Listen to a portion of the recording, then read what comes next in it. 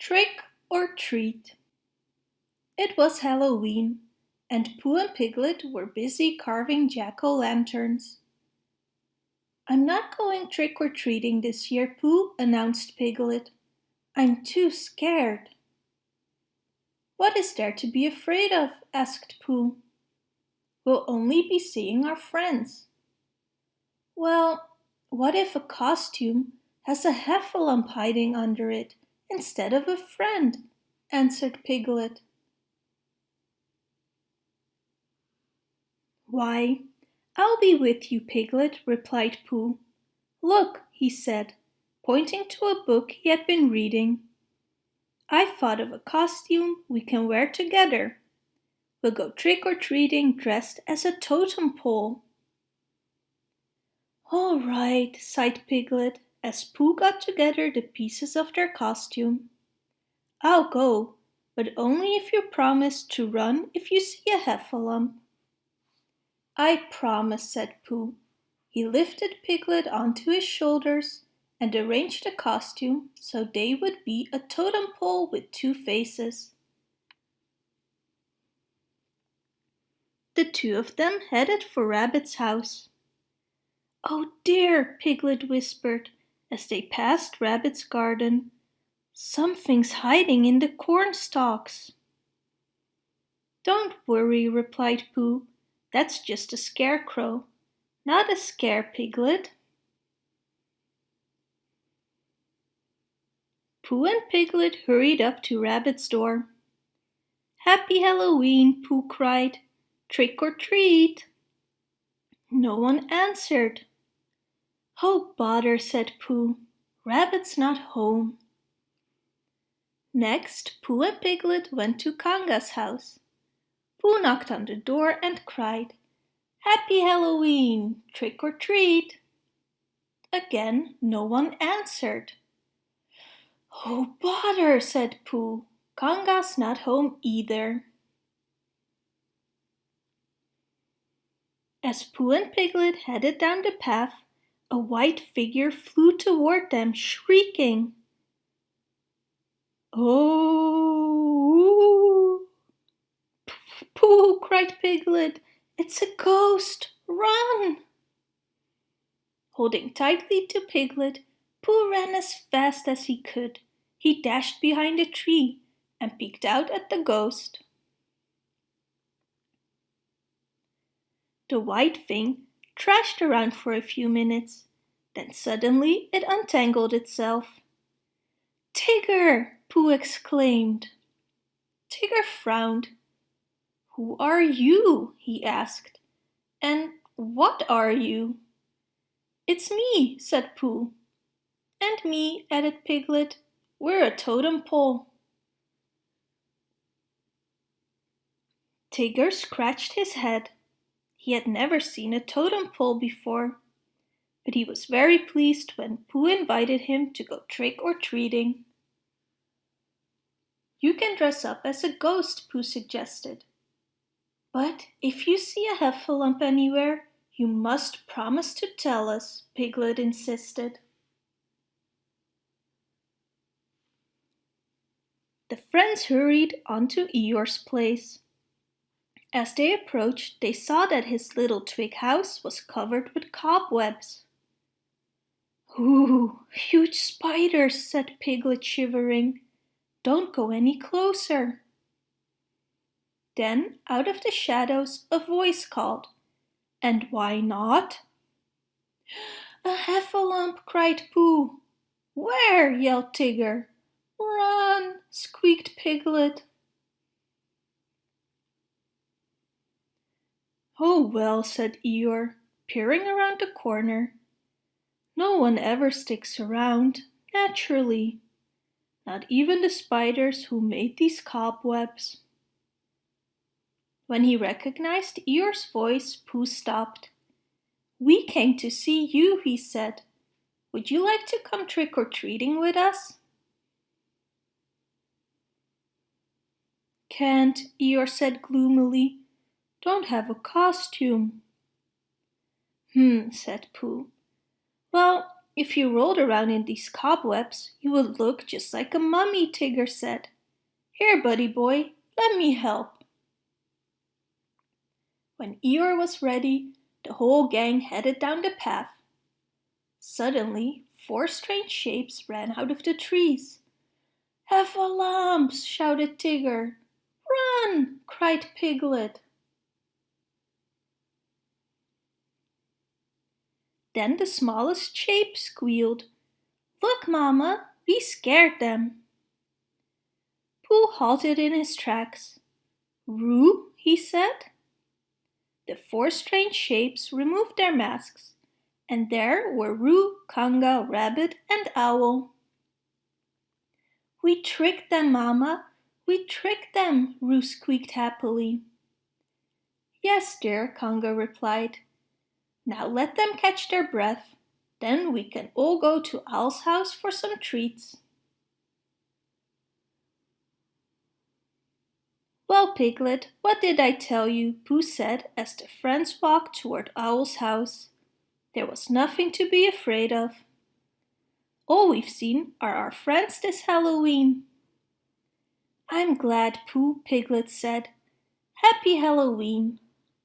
"Happy Halloween to you too, Piglet," Pooh replied. Barney's Trick or Treat. Baby Bob and BJ are so excited. It's Halloween. They look through Barney's big costume chest, searching for just the right costumes to wear trick or treating. "Let's find something really fun to wear," suggests Barney. "This is fun," says BJ. "I'm a superhero." "And I'm a bumblebee," buzzed Baby Bob happily. "And I'm a super-duper scarecrow," adds Barney. "I can't wait to get lots of treats," exclaims Baby Bob. "Yeah, let's visit lots of houses," agrees BJ. "Except maybe that spooky old house at the end of the street." "Trick or treat," shout Baby Bob and BJ. They receive many sweet surprises from friendly neighbors. Scooter the puppy wants to trick or treat too. Baby Bob says, "No, Scooter, you can't come with us tonight. Let go of my bag." But Scooter has accidentally bitten a hole in Baby Bob's bag. Baby Bob doesn't see the treats falling out as she runs to catch up with Barney and BJ. By the time Baby Bob discovers the hole in her bag, she has lost all her treats. "My bag is empty," she sighs sadly. "We have one more house to visit," says Barney. "Cheer up, maybe you'll get something nice there." "That house looks sort of spooky," says BJ. "Let's go home, and I'll share my treats with you, Sissy." "Follow me," says Barney. "I think you'll be surprised." BJ is a little frightened when they arrive at the door of the old house. Go ahead, Sissy. You say it."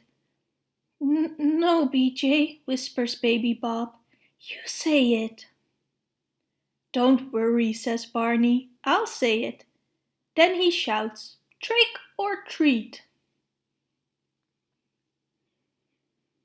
Suddenly, the door creaks open, scaring Baby Bob and BJ a little. But then they recognize their neighbors, Mr. and Mrs. Brown. Together, Baby Bob and BJ shout, "Happy Halloween!" Mrs. Brown gives Baby Bob a new bag and fills it with Halloween treats. "Every Halloween, the children think our old house looks spooky," sighs Mr. Brown, "and no one comes to trick or treat." "So we have lots to give you," laughs Mrs. Brown. It's nice to have friends like you visit. I thought that spooky old house would be a trick, says BJ, but it turned out to be a great big treat, chuckles Barney. Monsters Inc. Scariest Day Ever. Monsters Inc. Scariest Day Ever. James P. Sully Sullivan and his best friend Mike Wazowski were on scare duty at Monsters Inc. Sully stepped through a door and looked around. There was no one there. Mike, Sully said, poking his head back through the door. This room's empty. What are you talking about? Mike said, shoving past Sully into the room. This kid's always asleep by now. Sully shrugged. I guess we should go back to Monstropolis. I've got lots of other kids to scare tonight. But as Sully turned toward the door, his tail knocked it shut.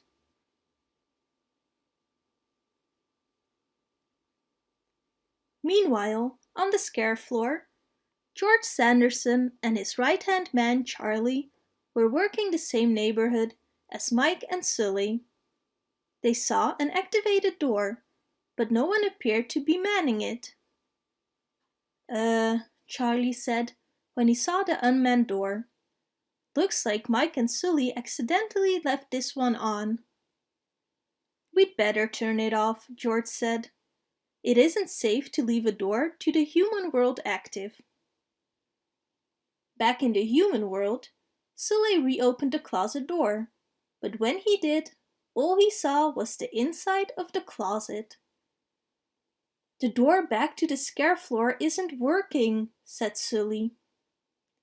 We're going to have to find another house with a working door, and fast! Mike and Sully crept through the house and stepped outside. Remember, Sully said, don't touch anything. Mike nodded. All the monsters knew humans were toxic, but as he looked around, he realized he didn't see any humans. Instead, the streets were full of monsters. What's going on? Mike asked, scratching his head. Are we back in Monstropolis? Suddenly, Mike and Sully heard a voice behind them. They spun around. A small monster was standing there, peering up at them. I like your costumes, she said, before running off. Mike and Sully looked at each other. Costumes? What could possibly be going on? Mike and Sully looked back at the street. There weren't only monsters walking around. They also saw a ghost, a black cat, a pumpkin with legs, and all kinds of other creatures. Suddenly, one of the monsters pulled off its face. Mike and Sully gasped. It wasn't a monster after all. It was a child wearing a mask. They weren't back in Monstropolis. They were surrounded by human children wearing disguises. Sully did his best to stay calm. We have to find a door back to Monsters Inc. now, he said. George is working this neighborhood tonight too, Mike said. If we can catch one of his doors in time, we can get back through. Mike and Sully tried to find a way inside one of the nearby houses, but it wasn't easy. They had to dodge children left and right, and there were people at the front doors of almost all the houses.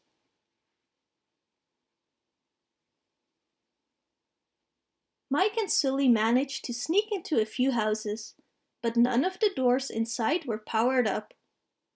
In one house, they got to the bedroom just as George was leaving. George! Mike and Sully shouted, racing for the open closet door. Wait for us! But they weren't fast enough. George hadn't heard them. Click! The door closed behind him. Mike and Sully opened the closed door, but there was no scare floor behind it, just a closet filled with children's clothes. Mike and Sully were beginning to worry. They needed to get back to Monstropolis before one of those kids touched them. It is getting late, Mike said. Do you think any of the doors back to the scare floor are still in use? I sure hope so, Sully said. Then Mike and Sully noticed the house, but no one around. The front door was flung wide open. Maybe this was their ticket home.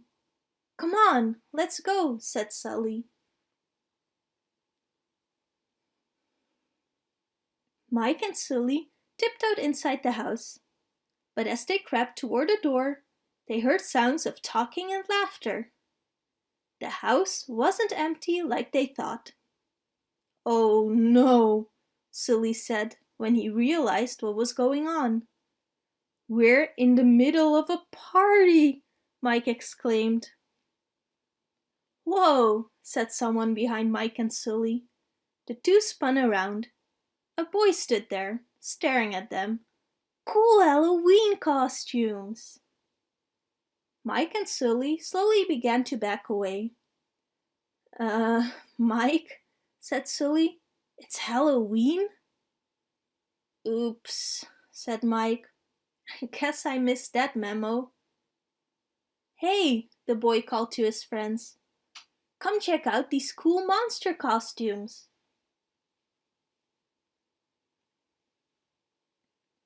Mike and Sully shrank backward as a group of children approached them.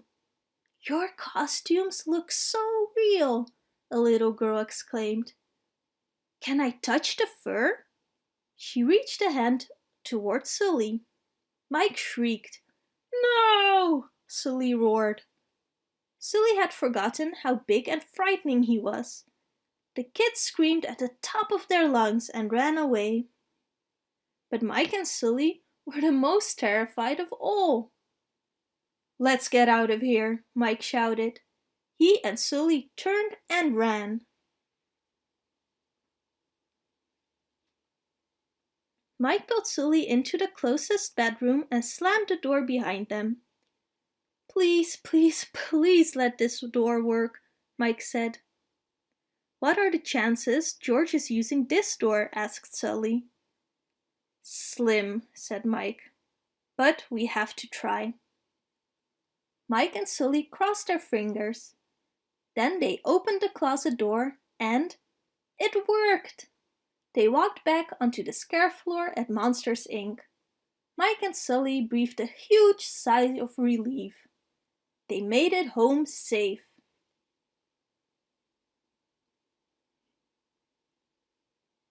On the other side, they found George and Charlie. What are you guys doing coming through this door? Asked George. I was just about to scare the kid on the other side. You saved us, said Sully. Our door was broken. Oops, Charlie said. We thought you left it on by accident and we shut it down. Sorry. It's okay, Mike said. We're back now. But whatever you do, do not go through that door. Why not? George asked. It's Halloween and there are kids everywhere, Sully explained. Mike shivered. Halloween is the scariest day ever. Trick or treat Halloween. It is almost Halloween. Halloween is almost here. Halloween is fun. On Halloween, you can be anything. On Halloween, you can be anything you want to be. This is Pat.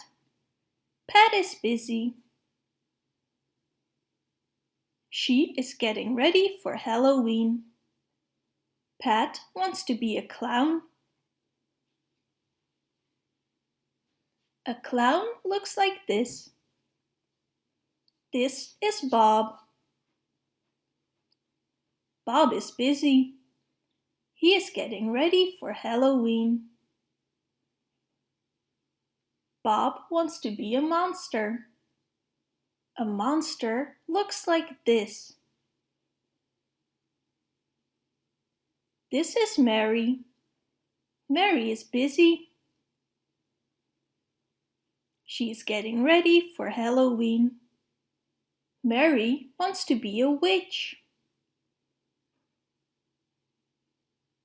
A witch looks like this. This is Jeff.